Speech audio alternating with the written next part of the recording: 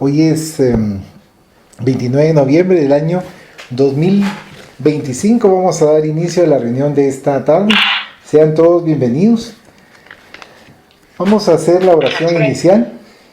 Rogamos al Señor Dios Omnipotente que nos envíe buenos espíritus para asistirnos, aleje a los que pueden inducirnos en error y que nos conceda la luz necesaria para distinguir la verdad de la impostura. Apartar también a los espíritus malévolos, encarnados o desencarnados, que podrían intentar poner la discordia entre nosotros y desviarnos de la caridad y amor al prójimo. Si alguno pretendiese introducirse aquí, hacer que no encuentre acceso en el corazón de ninguno de nosotros. Buenos espíritus que dignáis venir a instruirnos, hacernos dóciles a vuestros consejos, apartarnos de todo pensamiento de egoísmo, de orgullo, de envidia y de celos. Inspirarnos indulgencia y benevolencia para nuestros semejantes presentes y ausentes, amigos y enemigos. Hacer, en fin, que en los sentimientos de que nos sintamos animados reconozcamos vuestra saludable influencia. Dad a los médiums a quienes encarguéis de transmitirnos vuestras enseñanzas la conciencia de la santidad del mandato que les ha sido confiado y de la gravedad del acto que van a cumplir, con el fin de que tengan el fervor y el recogimiento necesario.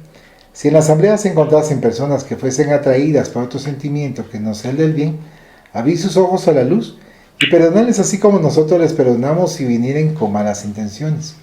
Rogamos especialmente al espíritu de Genaro Valladolid, nuestro guía espiritual, que nos asista y vele sobre nosotros. Que así sea. Que así sea. Tenemos en la página 128 virtual el capítulo 33 y en la página 169 físico, capítulo 33. El título es Quien no siembra, no recoge. ¿Ya lo tenemos? Sí. Excelente. Dice acá: el pobre, por regla general, carece de educación, así es que manifiesta todos los defectos de su carácter y de sus inclinaciones, porque no está educado, no sabe reprimir los ímpetus de su genio. Y cuando una enfermedad le molesta y le hace sufrir, entonces da rienda suelta a sus arrebatos, a sus exigencias. Se presenta el espíritu con toda su rudeza y en muchas ocasiones con toda su malignidad. Pues sabido es que el que mucho paga, muchísimo debe.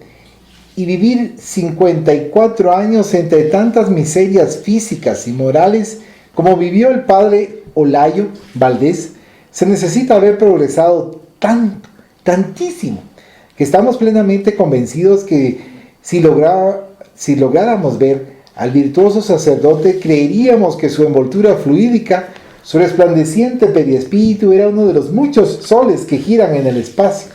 Tanta luz debería irradiar su espíritu. Cuando se considera la grandeza de algunos seres y la miserable ruindad de otros individuos, es cuando se aprecia en su inmenso valor el estudio del espiritismo y el progreso indefinido del espíritu, porque la enorme e imponderable distancia que nos separa a unos de otros es la prueba innegable del trabajo realizado por unos y de la inercia y estacionamiento de otros, y estos últimos, que estamos en mayoría, seguiremos tan desventurados que no tendremos voluntad, más que para cometer desaciertos, y nuestra iniciativa solo la utilizaremos para vegetar sin producir. Nuestra inteligencia, diamante preciosísimo, no encontraría nunca el lapidero del progreso que le diera las deslumbrantes facetas de innumerables conocimientos científicos y la práctica evangélica de diversas virtudes. Nacer y vivir condenados a producir disturbios, engendrar odios y formar asesinos, eso sería horrible. Mientras viéramos que otros eran varones justos y mujeres impecables, ¿por qué para ellos toda la luz y para nosotros toda la sombra? Si de igual manera venimos a este mundo, ¿por qué tan diversos destinos? Y nos dicen los espíritus en sus comunicaciones, porque los hombres disponen a su antojo de su tiempo, que es ilimitado, y mientras los unos se consagran al estudio de la ciencia en una o en varias de sus encarnaciones, los otros se cruzan de brazos y se contentan con que los antones de las diversas religiones piensen por ellos, mientras los unos gozan practicando la virtud en sus múltiples manifestaciones, los otros se complacen en obtener por virtud en sus múltiples manifestaciones, los otros se complacen, en obtener por el engaño por el fraude o la violencia los bienes de los que supieron acumular riquezas, desoyendo el gemido de los necesitados.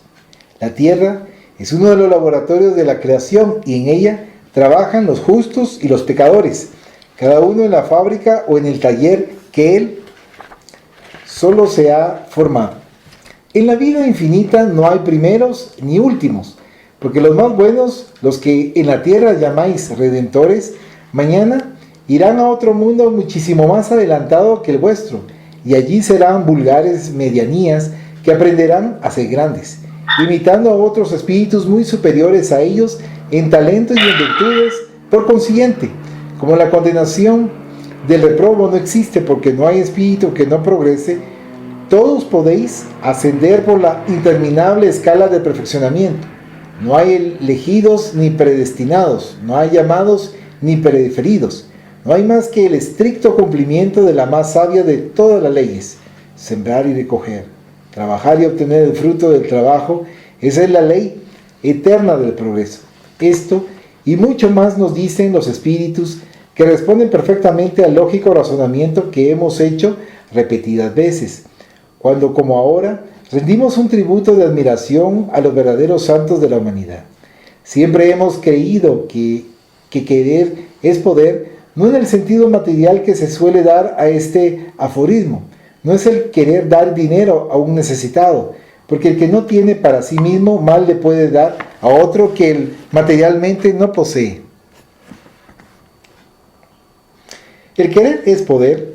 Lo aplicamos nosotros al progreso del espíritu cuando el hombre dice: quiero ser grande, llegar a la cúspide del saber y de la virtud, cúspide que se eleva según va pasando los siglos. Este adelanto no se verifica ni en 100 encarnaciones, pero llega el engrandecimiento del alma. Esto es innegable. Los trabajadores de muchos siglos son los que de vez en cuando llegan a la tierra dispuestos a consolar a sus semejantes y a enseñarnos a deletrear en el abecedario del amor divino, que es el amor universal. Lectores de la luz del porvenir, leamos en el gran libro de la caridad y seremos en otras edades redentores de los pueblos oprimidos. Seremos sacerdotes del progreso, mensajeros de las verdades eternas comprendidas en dos palabras: caridad y ciencia. Así finaliza este capítulo 33 que nos hace Amalio Domingo Soler. Quien no siembra no recoge, y de hecho esto nos hace recapacitar lo que muchas veces algunas personas dicen: es que miren cuántas encarnaciones yo voy a necesitar para ser perfecto. No hay una cantidad, porque por ejemplo podemos tener las 100 encarnaciones que se manifiestan acá, pero las 100 encarnaciones cometimos muchas faltas, nos volvimos muy rebeldes, obviamente no avanzamos. Es un ejemplo, por supuesto, en lo que se platicaba y se pensaba de que era cierta cantidad, porque muchas personas dicen: es que mire cuántas encarnaciones llevo y cuántas me faltan para poder estar en un estado mejor. Y aquí nos indican acorde al trabajo y al esfuerzo, y también nos indican que no estamos ni de último ni de primero, sino que todo dependerá en el estrato en donde nos encontremos, o en el orbe planetario que es acá en el planeta Tierra, y posteriormente, siempre y cuando seamos merecedores, estaremos en un mundo mejor, pero siempre y cuando hayamos hecho la tarea que nos corresponde. No sé si alguien quiere hacer algún comentario. Sí, a mí me parece curioso, hola, que casi en el último párrafo, o sea, en el penúltimo, dice: el querer es poder. Nosotros lo aplicamos desde la perspectiva del espíritu. Quiero ser grande, llegar a la cúspide del saber y de la virtud. Hace unos días, pues estábamos en una entrevista con Julio Carvalho, y salió cabal este tema a relucir, de que uno tiene que siempre, o sea, su meta es siempre ser mejor que ayer. O sea, mi meta es como, bueno, es ser como una constante autorreflexión, autocrítica, y continuar aprendiendo. Y cabal, eso era como lo amarro con este párrafo aquí, ¿no? Porque la meta es llegar a la cúspide del saber. O sea, ese es el conocimiento de, digamos, del deseo de seguir aprendiendo, ¿va? Porque aquí están diciendo de lo que se siembra se cosecha, entonces, o sea, literal estamos como tal vez acostumbrados a vivir cómodamente de que, bueno, o sea, si yo no soy experto en esta rama, alguien más sí lo va a hacer y que esa persona se encargue, ¿va? Pero está como limitando nuestra capacidad como para aprender. O sea, porque otra mentalidad podría ser como, bueno, o sea, yo reconozco que no sé nada de ese tema, pero puedo aprender. O sea, si me quieren enseñar, yo aprendo, aunque sea un poquito, pero por lo menos para, como, por el simple deseo de aprender, ¿va? No solo para decir como, sí, es que yo le sé a todo y no sé qué, así como para llevárselas de mucho, ¿va? Pero no, simplemente por curiosidad, eso cabal, me topé una imagen que decía que los científicos simplemente son como niños vestidos de adultos, ¿va? Porque ellos mantienen la curiosidad viva. O sea, siempre están preguntando por qué. Y ahí no paran hasta que tienen una respuesta que más o menos les parezca. Así como que, sí, pero ¿por qué no es esto? ¿Por qué si es esto? Oye, si cambio esto, ¿por qué daría esto? O algo así. O sea, la curiosidad, literal curiosidad. Entonces, yo siento que eso tenemos también nosotros como que mantener vivo, ¿va? Porque el hecho de estar como tal vez atrapados en la rutina o en mismas actividades o algo así, uno se pone a pensar como, pero qué aburrido, mejor simplemente como hacer lo que la sociedad necesita que yo haga, punto, y ya, ahí termina mi papel, digamos, ¿va? Pero ese no es el punto como tal, porque digamos, o sea, si no es una rutina, digamos, del trabajo o del tráfico, algo así que nos llene plenamente, vamos a llegar a la casa cansados, frustrados y vamos a decir como, y hacer lo mismo mañana y pasado y no sé qué, y se vuelve como cuando uno está en una ruleta así de hámster, va solo corriendo y dando vueltas. Entonces, yo siento también que aparte de la rutina, uno tiene como que buscar, le dicen hacer tiempo para sus hobbies, ¿va? Pero no solo como hobby como tal, sino por el simple deseo de también nosotros estamos aquí para prosperar en las encarnaciones, ¿va? O sea, porque tomando en cuenta de que esta existencia es la mejor de todas las que hemos vivido, uno se queda como cuestionando, puchica, esta es mi mejor versión, ¿va? Como, entonces si yo no me quiero quedar como que en este nivel, tengo que progresar. Y para eso hay que encontrar como que algo que te genere satisfacción, orgullo, entonces vas a ir cosechando ese sentimiento de gratitud porque lo estás sembrando con tus acciones. Y lo mismo la gente lo va a sentir alrededor, va a ese sentimiento de plenitud y ese sentimiento es contagioso. Entonces van a pensar como, invítame, yo quiero hacer esas actividades contigo. Perciben esas vibraciones, ese sentimiento, entonces va a ser como una cadenita. Y poco a poco se va a ir como expandiendo porque no va a ser inmediato.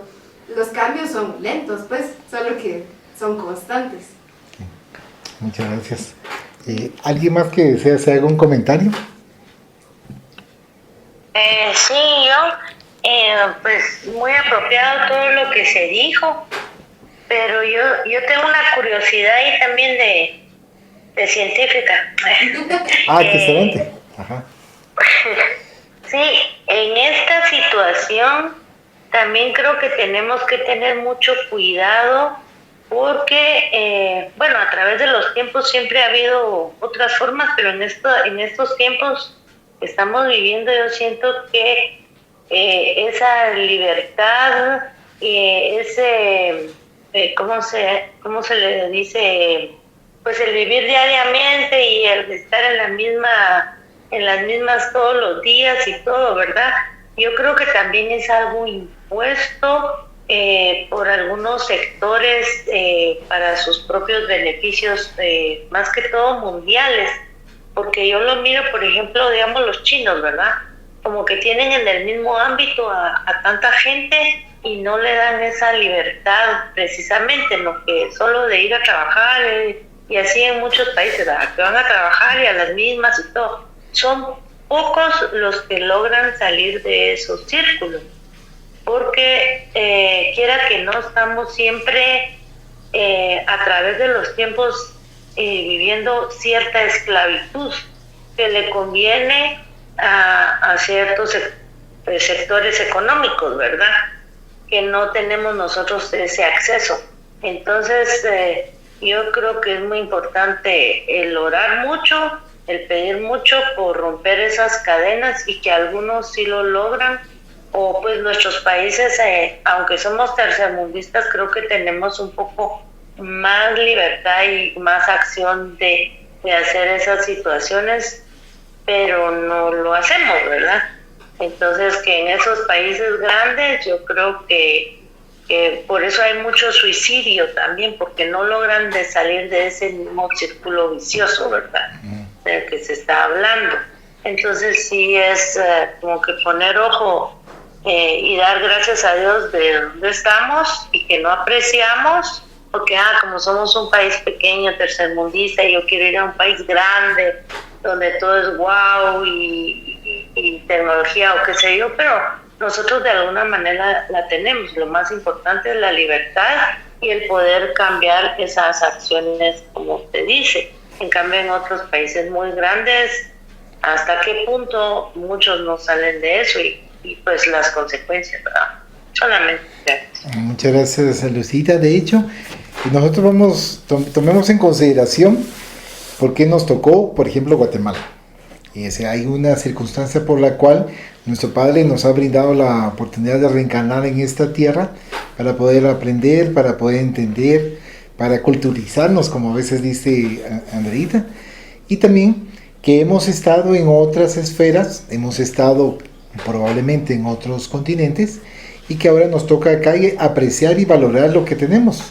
Y en ningún momento a creer que nosotros no tenemos lo necesario, como bien decía usted, Lucita, sino que tenemos todo, solamente que tenemos que saberlo utilizar.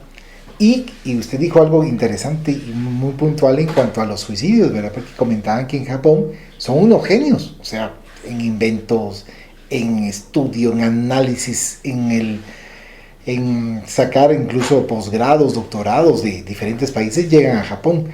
El inconveniente está en que como solo ven la parte científica, filosófica, pero la parte moral, la parte de mi yo, o sea, estoy logrando todo, pero me siento vacío, o sea, no me siento pleno, no me siento lleno, y entonces lastimosamente toman esa postura y esa mala decisión. Claro, también aquí lastimosamente se ha dado con respecto a eso, pero tenemos que ser nosotros y ir mejorando e irnos fortaleciendo, irnos preparando. Algo que mencionaba Andrea, que si uno se siente feliz y contagiado haciendo actividades espíritas, llega un momento en donde los otros les contagiamos ese entusiasmo y dicen, bueno, esa doctrina no me llamaba la atención o decían cosas feas, pero veo la felicidad que les provoca, cómo están haciendo las actividades y con qué gusto, y están sirviendo. Entonces, la palabra nos ilustra, pero el ejemplo arrasa. Entonces eso es lo que nos va brindando apoyo. Muchas gracias, Lucita. ¿Alguien más que nos quiera comentar? Yo, Maldito. Bienvenida, Magdita.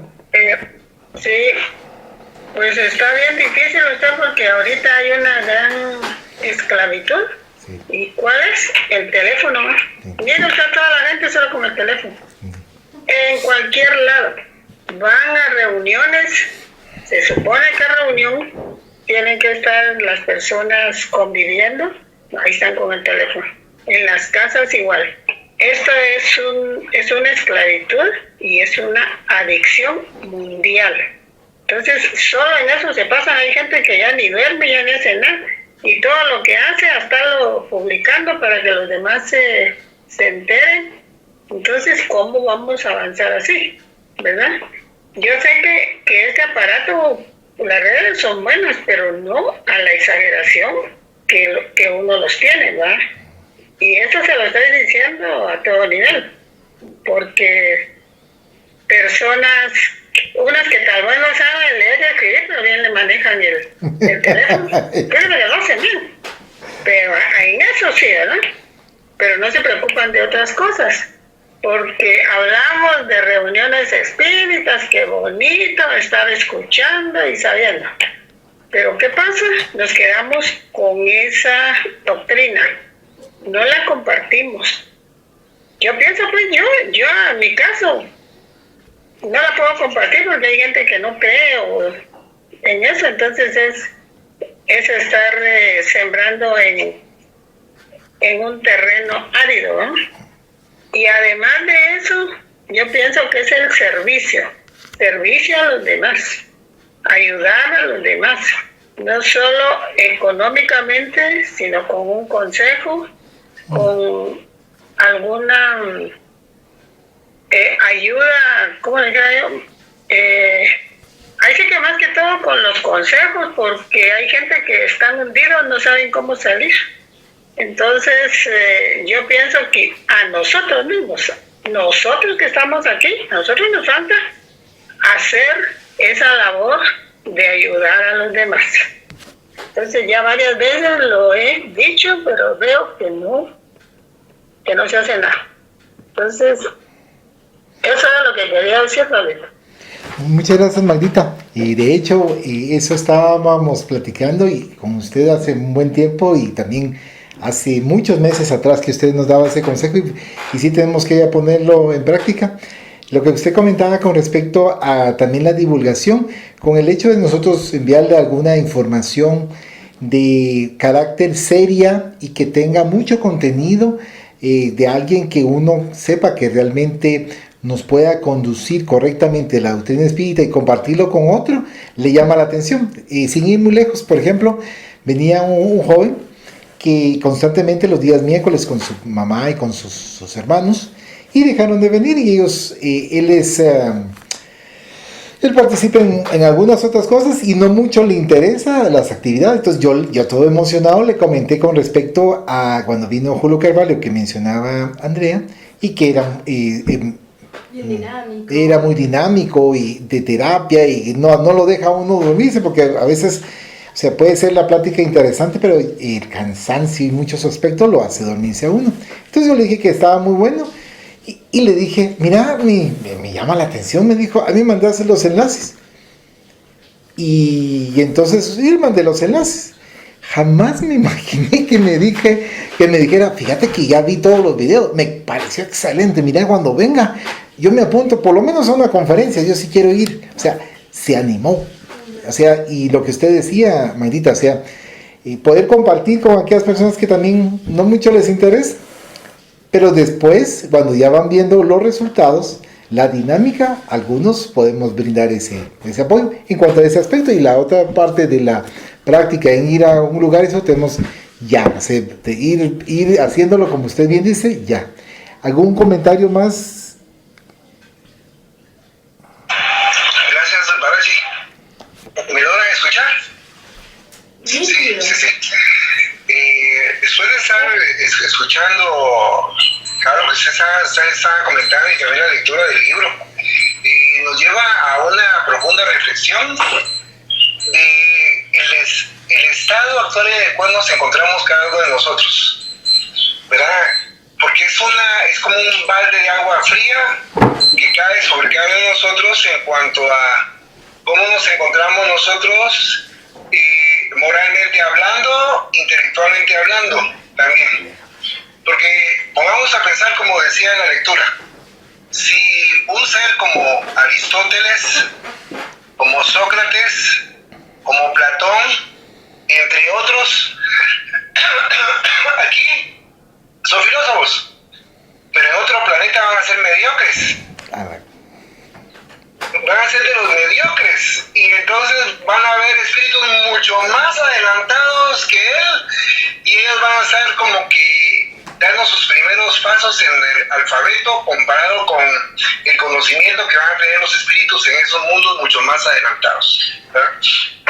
Y les estoy hablando de miles de años de diferencia con estos hermanos en cuanto al pensamiento filosófico científico que tienen, ¿verdad? Ellos, entonces, que obviamente nos han avanzado y saben mucho más que nosotros, y son considerados mediocres en otros planos superiores, que van a tener que esforzarse lo suficiente para poder ir de la mano de estos otros hermanos y ser conducidos para seguir aprendiendo, ¿verdad?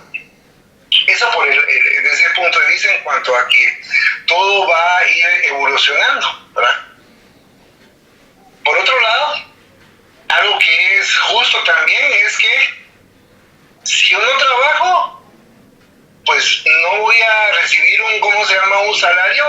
me va a ayudar a mí para resolver mis necesidades. ¿Y por qué hablamos de trabajo? Porque dice que no siembra, no recoge. Y eso me lleva a mí pensar, por ejemplo, por qué, como decía Balachi, ¿por qué estamos nosotros en Guatemala? ¿Verdad? Y como decía Lucy también, ¿no? ¿Por qué estamos en Guatemala y no estamos en otro país donde están mucho más desarrollados que nosotros? Obviamente porque a nosotros nos corresponde estar acá aprendiendo, evolucionando también y compartiendo, como bien dice Mayrita, el conocimiento que nosotros tenemos sin ningún tipo de cortapisas, sin ningún tipo de recelos, pero hay otra palabrita, sin ningún tipo de...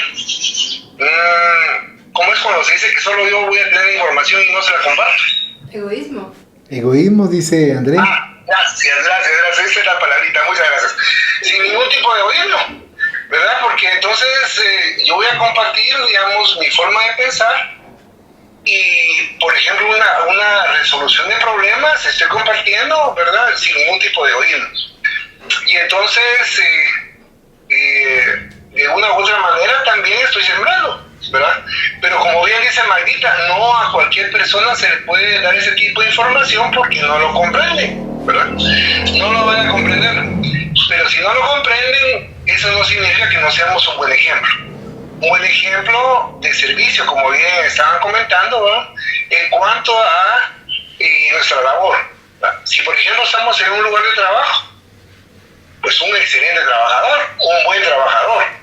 No de aquellos trabajadores haraganes que andan viendo cómo hacen lo menos posible y al final de cuentas van a recibir su recompensa, ¿verdad?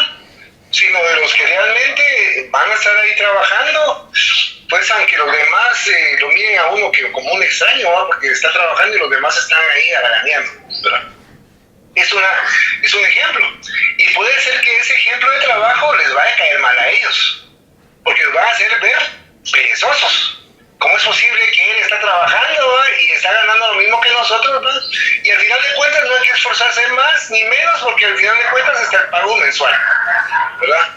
Pero viene él y va a estar trabajando y entonces no nos va a parecer que esté trabajando de esa manera. Entonces hay que tratar de una u otra manera de motivarlo. Y ahí es donde tenemos que estar nosotros para estar bien convencidos de cuál es la labor de nuestro trabajo y estar adelante, ¿verdad? Y estar también siempre pendiente de nuestro entorno, como bien decía Magnita. Y eso lo acabo de vivir yo, les cuento, de un convivio de trabajo, un convivio navideño que realizamos. Había autoridades, no les voy a decir nombres, pero había autoridades que estaban en el convivio y estaban ahí en el teléfono, ahí estaban, se perdieron una gran cantidad de actividades que estaba realizando uno de nuestros jefes, ¿verdad? Que muy motivadora para que participáramos todos como grupo, ¿verdad? Pero esta autoridad, no, estaba solamente viendo su celular y así pasó, y se le notaba que no estaba como que muy a gusto, sino que estaba así como por compromiso, bueno, ya, y cabal porque al tiempo dijo, bueno, yo tengo otra actividad, me despido de ustedes y se va, ¿verdad?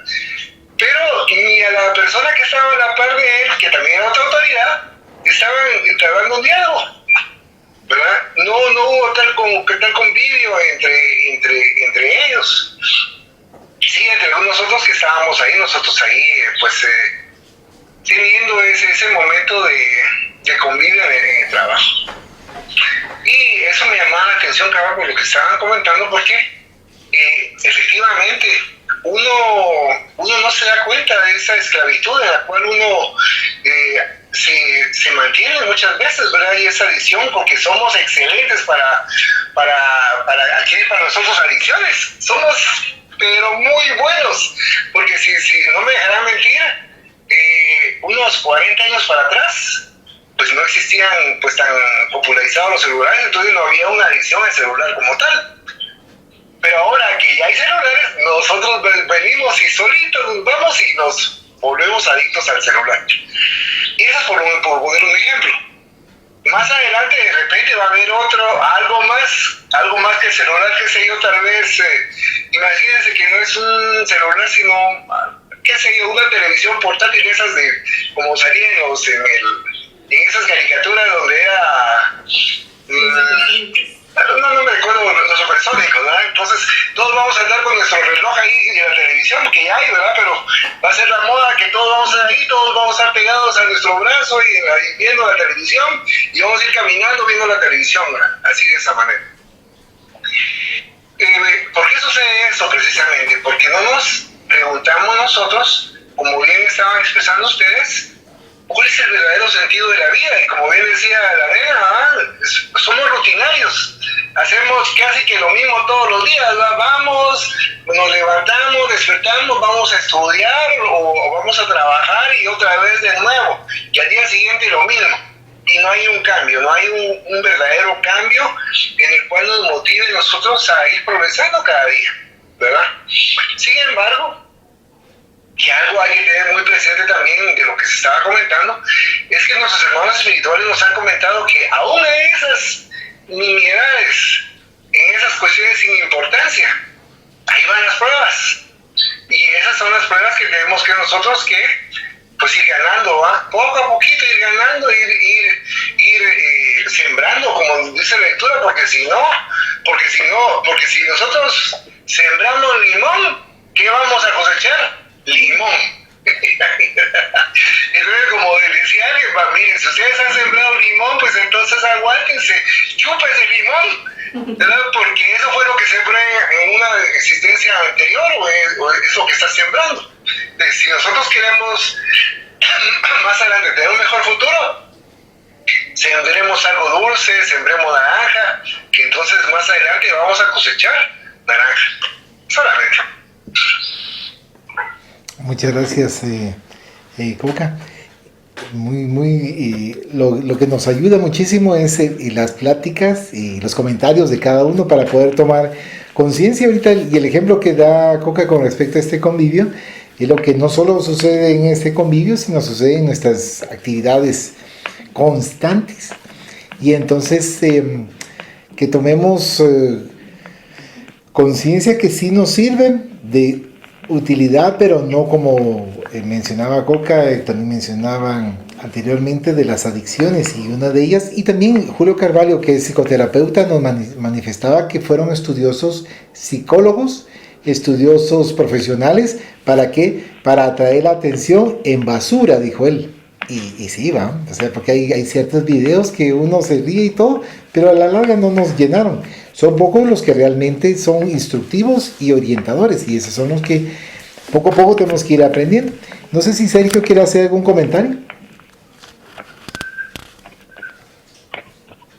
De momento no. No, aquí está bien. Muchas gracias. Sí. Gracias a usted. Entonces, vamos a continuar con la lectura. Si usted, sí, dígame, Maguita, por favor. Cuando digo, Coca, que aquellos grandes filósofos van a llegar de que no saben nada, ahora nosotros no sé, ni siquiera. Estamos en la cola o ni siquiera llegamos a los pies, dijo usted, ¿verdad, Maguita? Porque es cierto. O cuando dice Coca de Sócrates y de Platón, que para nosotros son los eruditos 400 siglos antes, perdón, 400 años, 4 siglos antes del nacimiento de Jesús, y en otro lugar, la mínima parte, ¿verdad? Pero sí. Nosotros vamos a estar como en la punta del cabello. Bueno, Sí, Valito. dígame, Pero Lucinda. también póngale que hay muchos eruditos que tal vez también no están a la luz, ¿verdad? Que no sabemos. Eso es cierto. Eso también No, debemos- cabal, no, tiene toda la debemos razón. de menospreciar, ¿verdad? Sí, no. Y el hecho de que póngale que así como en Guatemala o cualquier otro lado que estamos, no quiere decir que también seamos un país guau, así malo, pues, porque póngale, tal vez no estamos aquí precisamente para pagar o aprender, no que también para dar, Sí. ¿verdad? Entonces, esa es otra razón, que no solo pensemos que en un país tercermundista o qué sé yo, podemos estar solo pagando, no que también podemos estar para dar, ¿verdad? O no sé, de alguna manera, ¿verdad? Espiritual, material o qué sé yo, intelectualmente, en fin. Porque acuérdense que muchos también intelectuales han salido de aquí de Guatemala, pues, y muchos inventos y qué sé yo, ¿verdad? O sea, no estamos mal, pues, tan como creen otros, ¿verdad? Y podemos ser mejores que otras personas o otros que están en cargos así mundiales que no están haciendo cosas muy buenas, pues, ¿verdad? Muchas gracias, Lucita. De hecho, cuando menciona usted eso, nos hizo recordar las palabras de hace muchas décadas atrás que manifestaba Facundo Cabral, que era cantautor argentino, que él decía que los guatemaltecos eran buena gente. Y o sea, no lo digo por exaltar orgullo, sino que cuando uno va analizando, y de hecho él, pensemos, estuvo en más de 60 países o 90 países, no recuerdo bien, y para que él manifieste eso y que el conjunto de que procuramos a nuestra manera velar por el otro, si queremos y si podemos de alguna manera poder ayudar y servimos. Y cuando vienen y vemos algunos, ahí sí, cabalmente unos videos del internet o por la televisión o por el teléfono, en donde entrevistan a los extranjeros y les preguntan qué opinión le da a usted ya que hizo la visita a Guatemala. Son buena gente, son agradables, y a pesar de que hubo mucha mala publicidad con respecto a los robos, con respecto a la inseguridad, con respecto a esto, pero que sí tiende a servir o ayudar el guatemalteco o guatemalteca. Muchas gracias, Lucita. Ahora vamos a estar en el capítulo 34, página 171.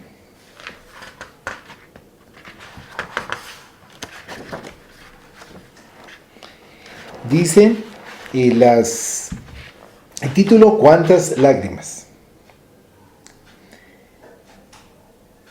De Calley, Puerto Rico, me enviaron el suelto que copio a continuación, acompañado de fervorosas súplicas para que preguntara a mis espíritus protectores sobre el pasado de esas dos inocentes criaturas que han llenado de sombra el hogar de sus padres. El relato no puede ser más conmovedor. Leamos. Doble desgracia en Caguas. 2 niños cayeron en un profundo charco del Cahuitas y perecieron de asfixia. Escenas conmovedoras en casa de los padres. Junio 22.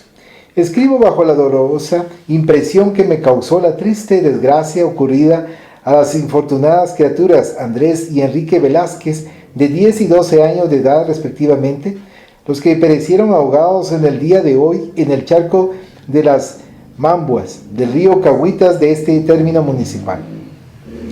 Serían las 12 del día aproximadamente cuando estos infelices muchachos comunicaron a su mamá que iban a ver a su padre, José Velázquez, conocido por el niño, quien estaba trabajando en la panadería del comercio cita en la calle Betances.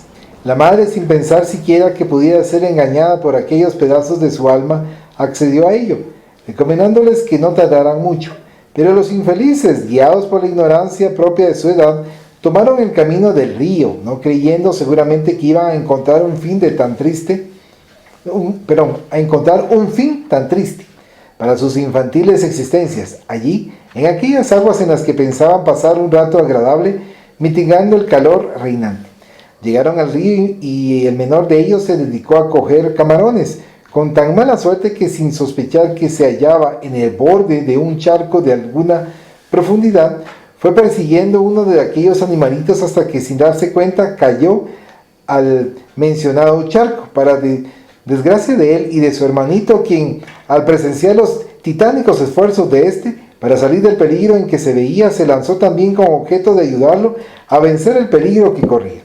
Mas lo hizo con tan mala fortuna que, al extenderle una pierna para que se agarrara de ella con la idea de salvarlo, el desventurado Andrés, en medio de su desesperación, cogió, según sus suposiciones, el pie de su hermano como única tabla de salvación, pero quedaron ambos en medio del charco luchando denodadamente por el afán de vida, hasta que fueron al fondo, donde fueron hallados los 2 cadáveres minutos después.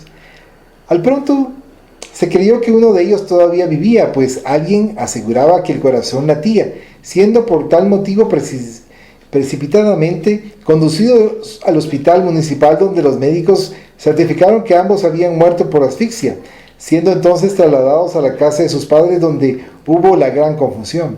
Por un lado, la pobre madre lanzaba desgarradores ayes, por otra parte, la cuñada y hermanita lamentábanse con lastimeros quejidos y llanto, y por último el pueblo en masa, que al enterarse de los sucesos corría presuroso a prestar a la infortunada familia todo género de servicios. A la hora en que estuvimos allí, aún no había llegado el padre a aquella casa, donde se contemplaba una de las escenas más conmovedoras de la vida real. En un catre, en mitad de la salita, yacían los dos cadáveres, y una hermanita de los fallecidos, poco mayor que ellos, con la mayor tranquilidad y sangre fría, se entretenía en peinar a uno de ellos. En el cuarto vecino, la madre con un fuerte ataque gritaba desesperadamente, lamentando la desgracia que de algún tiempo a esta parte persigue a su familia, pues no hace mucho tiempo que el hijo mayor de ella, que ya contaba con 20 años de edad, puso fin a su existencia, levantándose de un tiro la tapa de los sesos. Las autoridades todas estuvieron en el lugar de los tristes acontecimientos, cumpliendo con sus respectivos deberes. ¡Cuántas lágrimas, Dios mío! ¡Cuántas lágrimas! Razón tienen los espiritistas puertorriqueños en querer saber el porqué de tan trágico suceso. Pregunté al guía de mis trabajos, no con pueril curiosidad, sino con el doble deseo de saber para enseñar, y obtuve la siguiente comunicación. Os quejáis, al parecer con razón, lamentando los tristes sucesos que se desarrollan ante vosotros, y sin embargo, los que veis sucumbir por medio de una desgracia no pagan 100 por 1, pagan 1%. Esos dos niños que han desaparecido en las aguas de un río, si bien han desgarrado el corazón de sus padres, no han causado con su muerte tanto trastorno como causaron ellos en su encarnación anterior, asesinando a una mujer honrada que tenía a sus padres amantísimos y dos niñas gemelas que eran el encanto de su madre. Esos dos niños de hoy eran en su existencia anterior amo y criado, como decís vulgarmente, es decir, señor opulento y escudero inseparable de su dueño, hermanos de lactancia, ya que una misma mujer los había amamantado, queriéndose los dos entrañablemente, y como el señor tenía todos los vicios conocidos, el escudero tomaba ejemplo, y como quería tanto a su dueño, le ayudaba en todas sus felonías. El noble señor se enamoró ciegamente de una hermosa viuda que vivía muy recatada, con los padres de su difunto esposo y sus dos niñas gemelas.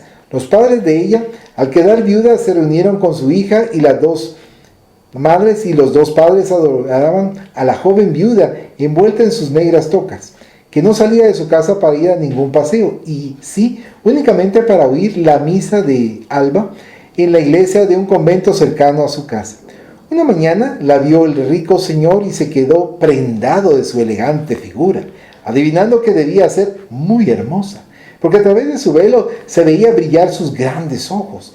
La requirió de amores, se situaba todas las mañanas al pie de la pila del agua bendita, y ella, viendo su insistencia, dejó de ir a misa, no saliendo de su casa, sino iba acompañada de una de sus madres. Él no se desalentó. Por eso, porque estaba acostumbrado a ver y vencer, y creyó que la joven viuda al fin caería en sus brazos, pero pronto se convenció de que era una mujer honradísima, que vivía consagrada a sus recuerdos amorosos, y al ver el imposible se avivaron sus deseos, su capricho se convirtió en pasión avasalladora, y tomando una resolución se presentó en casa de ella y pidió formalmente su mano a los guardianes de la joven. Estos, con breves palabras y suma sequedad, le dijeron que su hija no dejaría sus tocas de viuda, y mucho menos para unirse con un hombre que, si bien era de ilustre cuna y poseía las riquezas de Creso, tenía fama de galanteador, y se sabía que donde quiera que entraba dejaba la deshonra y el dolor. Él suplicó, rogó, pero fue en vano, llegando a la exasperación cuando ella le miró con el mayor desprecio, diciéndole con sus ojos mucho más de lo que le habían dicho sus padres. Él se impactó extraordinariamente porque era la primera vez que una mujer le rechazaba y juró vengarse de sus desdenes. Se borró su pasión, pero aumentó su odio y dijo a su fiel escudero: esa mujer no quiere ser mía. Yo tampoco la quiero. Me inspira repulsión su espléndida hermosura, pero no vivirá más tiempo que aquel que yo no la vea dispuesta a unirse con otro hombre. La vigilaremos y oraremos en consecuencia. La joven viuda siguió viviendo consagrada a sus hijas. Vino después un hermano de su difunto esposo y acompañada de él y de sus niñas, salía algunas tardes a pasear al campo. Pronto se divulgó por la ciudad que la hermosa joven iba a contraer segundas nupcias con su cuñado, y esto fue su sentencia de muerte. Como con el dinero todo se consigue, el desairado galán compró a una familia menesterosa y al sacristán de la iglesia, donde ella iba diariamente, y entre el sacristán y una pordiosera consiguieron engañarla diciéndole que una pobre madre la llamaba para entregarle a sus 2 hijas y morir tranquila. Ella se dejó conducir una tarde al anochecer y fuera de la ciudad la obligaron a subir a un coche donde la aguardaban el señor y su escudero. El primero reiteró su petición de casarse con ella y la joven le despreció nuevamente, y al llegar a un punto donde las aguas de un río caudaloso formaban un violento remolino porque chocaban contra un montón de piedras, la cogieron los 2 y la arrojaron al río, donde la desdichada joven encontró la muerte instantáneamente. El dolor de su familia fue inmenso. La desesperación del hermano recién llegado no tuvo límites, porque ya estaba convencido de proteger a la joven viuda, casándose con ella, sirviéndole de padre a las inocentes niñas, y en un momento se disiparon todos los sueños. La madre de ella no pudo resistir el golpe y murió de pena, en tanto que el señor y su escudero huyeron a lejanas tierras y nadie les importunó. Era tan rico el asesino que pudo morir tranquilamente lejos de su patria, pero al reconocer su estado en el espacio, se horrorizó de su obra, lo mismo que su fiel escudero, espíritus tan afines que no se separaron, y juntos volvieron a la tierra escogiendo los mismos padres, dándose palabra el uno al otro de sufrir la misma muerte que hicieron sufrir a la joven viuda. Y como no trajeron otro objetivo al encarnar que el de pagar una de sus muchas deudas, por eso buscaron su tumba en las aguas de un río, que cuando un espíritu firma su sentencia de muerte, no necesita del verdugo para llevar a cabo la ejecución. Cada uno es verdugo de sí mismo. Adiós. Dice muy bien el espíritu: para recibir el castigo merecido, cada ser se basta a sí mismo para juzgarse y condenarse. Qué malo es ser malo. Aquí finalizamos el capítulo 34. Cuántas lágrimas y doble desgracia en Caguas.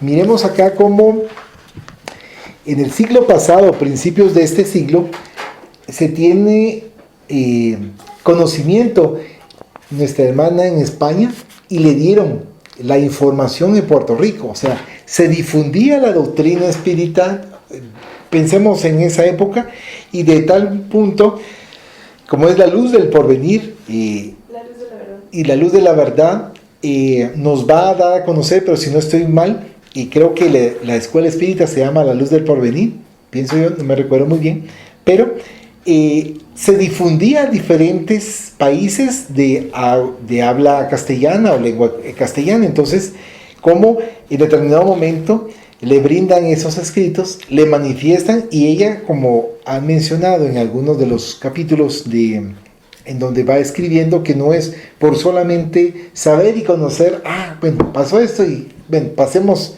a otra página, sino que sea una información que nos va a servir para reformarnos, una información que nos va a servir para aclararnos, una información que nos va a servir para tomar en consideración, para saber cómo nosotros estamos actuando en esta existencia.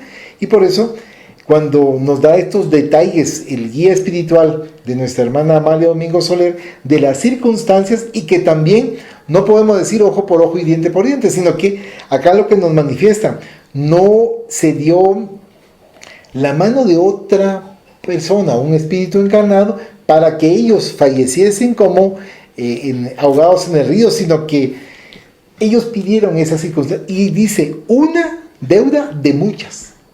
O sea, esa es una parte. Entonces, ahí es donde también nos podemos analizar con respecto a que nosotros hemos hecho una serie de cosas, una serie de acontecimientos incorrectos, pero dependerá de nuestra actitud de ahora, una actitud posterior, pero para bien. Entonces quizás ya no se paga de la misma manera el ojo por ojo y diente por diente, pero sí nos está sirviendo para estar presentes en cuanto a analizar nuestra conducta, nuestro caminar, nuestro pensar, nuestro actuar.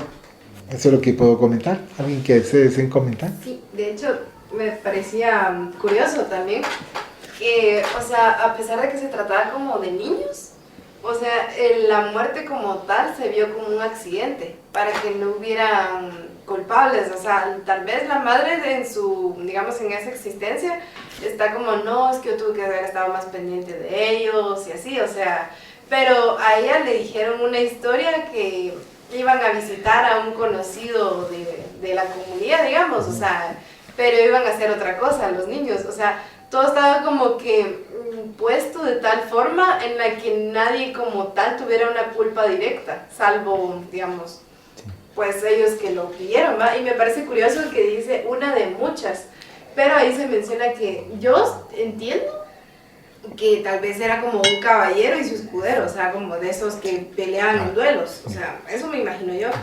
Y esas personas, pues tal vez por la época y por la forma en la que él mismo mencionaba, que nunca le habían dicho que no y así, y la reputación que tenía, ¿va? Que cuando entraba a una casa era señal de desgracia y de dolor, o sea, no era bienvenido. Entonces iba acumulando una de con tantas personas que se topaban en el camino, me imagino, que por eso decía, no es 100 por 1, sino una de cientos, o sea, eso solo fue, digamos, la deuda tal vez como más impactante que le tuvo a ambos espíritus, ¿va? Porque uno tuvo la idea y el otro le siguió los pasos. Por la afinidad, y ahorita que tú comentaste esa parte, muchas gracias por recordar. Dentro de la lectura dice, él era una persona acaudalada, o sea, económicamente bien, se retira a otras tierras y no le pasa nada, o sea, viendo en la parte del juicio material, aquí nada, pero hay esa deuda pendiente en el plano espiritual, y entonces ya por eso dice que se horrorizaron ellos al ver qué es lo que hicieron, o sea, porque asumo ya verse en el plano espiritual, darse cuenta de que continúan viviendo, la evaluación, y me imagino que también los guías espirituales de darle ciertas orientaciones para quitar momentáneamente ese orgullo, esa soberbia, y poder darse cuenta que nosotros somos sembradores en base a esta siembra que nosotros vamos a hacer, así será nuestra cosecha. Entonces me interesó mucho porque hay muchas de las circunstancias que pasan en nuestro medio donde dices que no se hizo justicia, no, en esta vida quizás no, pero posteriormente, y tampoco porque nosotros querramos que ojalá que le vaya mal, sino que el respeto. ¿Qué pasó con el Maestro Jesús de Nazaret?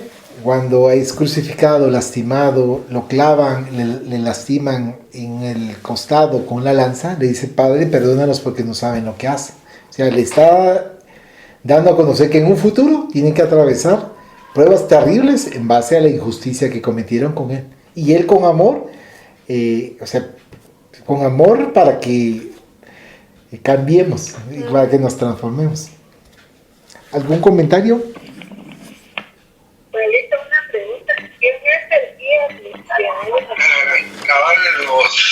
podemos reflexionar lo que decía nuestro Maestro Jesús de Nazaret, ¿verdad? En cuanto a no hagas a tu prójimo lo que no desees que te hagan a ti, porque si se lo hacemos, indefectivamente lo van a hacer con nosotros.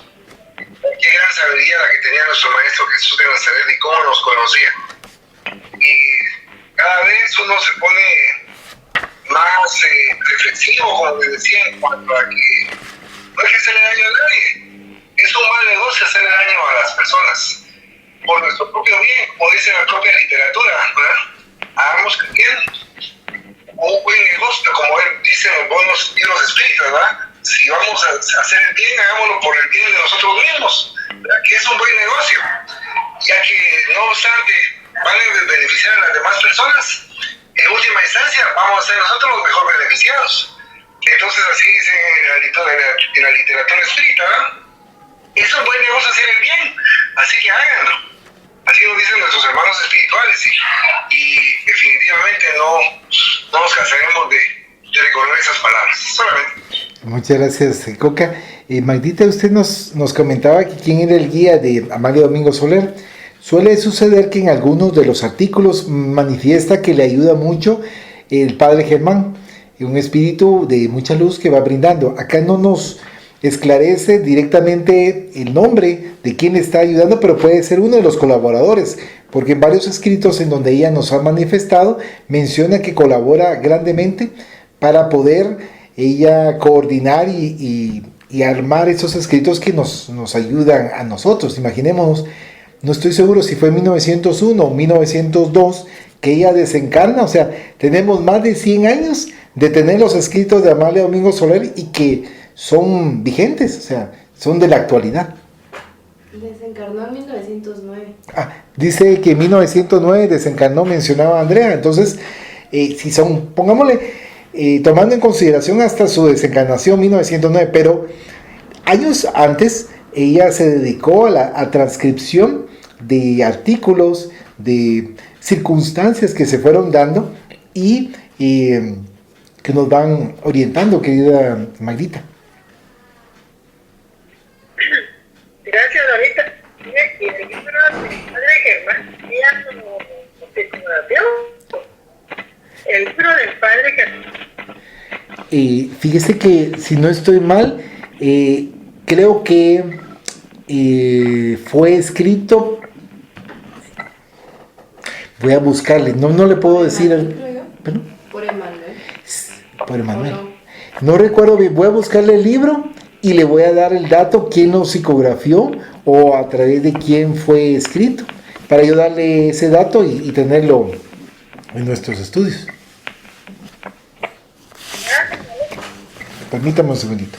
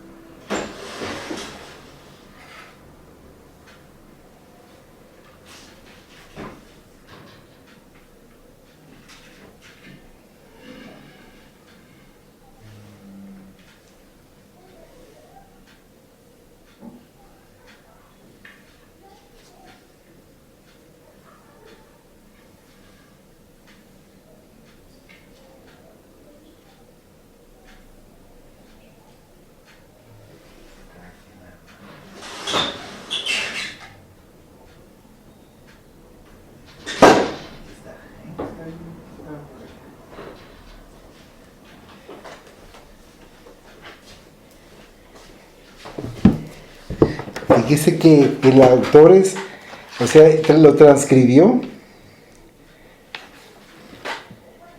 Dice: comunicaciones obtenidas por el medium parlante del Centro Espiritista La Buena Nueva, de la ex Villa de Gracia, copiadas y anotadas por Amalia Domingo Soler.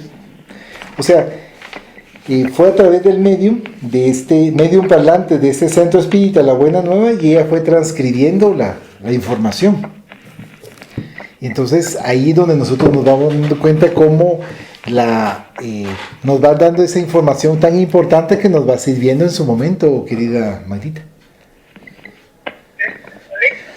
Y si no estoy mal, por ejemplo, el del libro Te Perdono, que es un libro bastante grueso, habla con respecto a la vida de Antulio y de Iris. Fue transcrito también recibía la información la hermana Amalia Domingo Soler y ella lo transcribía.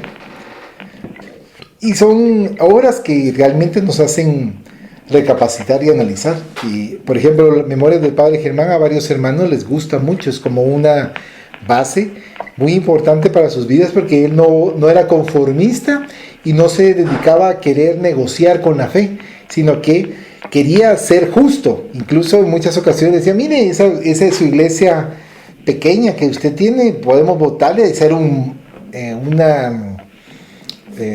iglesia imponente y grande. Y él decía, no, a mí no me interesa. A mí me interesa que se conviertan y que se transformen las personas. ¿Verdad?